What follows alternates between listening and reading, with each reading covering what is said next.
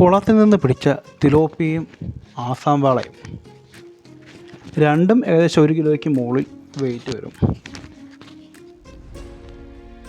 ഇത് നമ്മളെന്തായാലും വൃത്തിയാക്കി കലയിലൊക്കെ ഇട്ട് ഉരച്ച് ചിതമ്പലും കാര്യങ്ങളൊക്കെ കളഞ്ഞെടുത്തിട്ടുണ്ട്. നമുക്കത് പതുക്കെ നമുക്കത് കട്ട് ചെയ്തെടുക്കണം.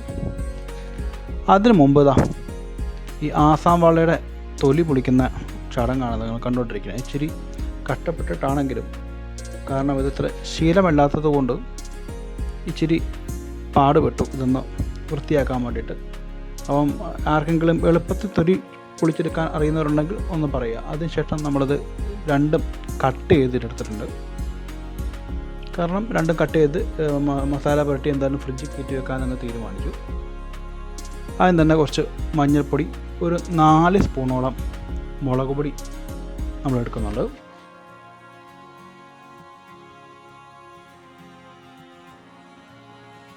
കൂടാതെ ഒരു 1.5 സ്പൂൺ കുരുമുളക് പൊടി, പിന്നെ 1 സ്പൂണോളം ഉപ്പ്. അതിനുശേഷം ഒരു സ്പൂണോളം വിനാഗിരി ചേർക്കും. നാരങ്ങ ചേർത്താലും നല്ലതാണ്, പക്ഷേ നമ്മൾ വിനാഗിരിയാണെങ്കിൽ കുറച്ചുകൂടെ ബെറ്റർ ആയിരിക്കും, നമ്മൾ ഫ്രിഡ്ജിലിരിക്കുമ്പോൾ ബെറ്റർ ആയിരിക്കും. പിന്നെ വെളുത്തുള്ളി ഇഞ്ചി പേസ്റ്റ് നമ്മൾ തന്നെ അരച്ചെടുത്താണ്.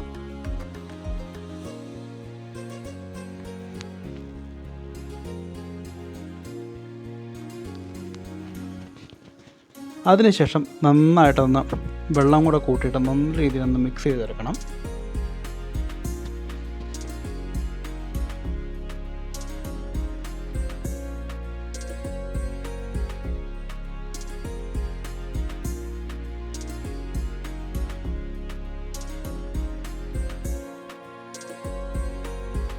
അപ്പോൾ നമ്മുടെ അരപ്പ് റെഡി ആയിട്ടുണ്ട്. അതിനുശേഷം നമ്മൾ ഓരോ കഷ്ണം ഇങ്ങനെ എടുത്ത് ശരിക്കും നല്ല രീതിയിൽ മസാല പുരട്ടിയിട്ട് നമ്മളൊരു പാത്രത്തിലേക്ക് മാറ്റി വെക്കാം.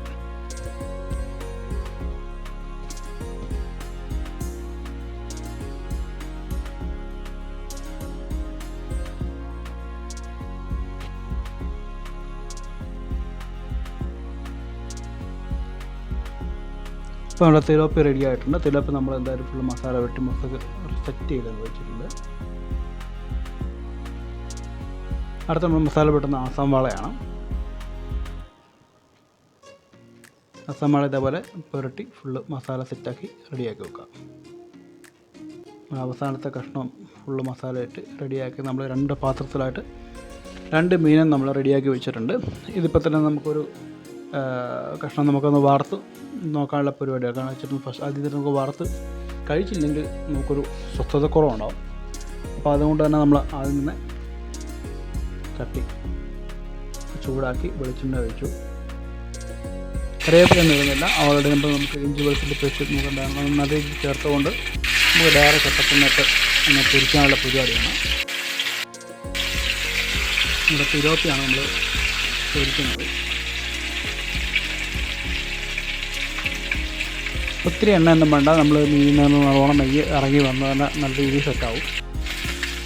അപ്പോൾ ഇടയ്ക്കൊന്ന് അങ്ങോട്ടും ഇങ്ങോട്ടൊന്ന് മറച്ച് കൊടുക്കുക. സാധാരണ നോർമലി നമ്മൾ 2 മിനിറ്റ് ഒരു സൈഡ് തിരിച്ചിട്ട് 2 മിനിറ്റും മതി. പക്ഷേ നമ്മൾ സാധാരണ അത്ര രീതിയിലൊന്നും സാധാരണ വീട്ടുകാർ കഴിക്കില്ല. പക്ഷേ അപ്പം പുതിയ വീഡിയോയുമായി വീണ്ടും കാണുന്നവരെ ബൈ.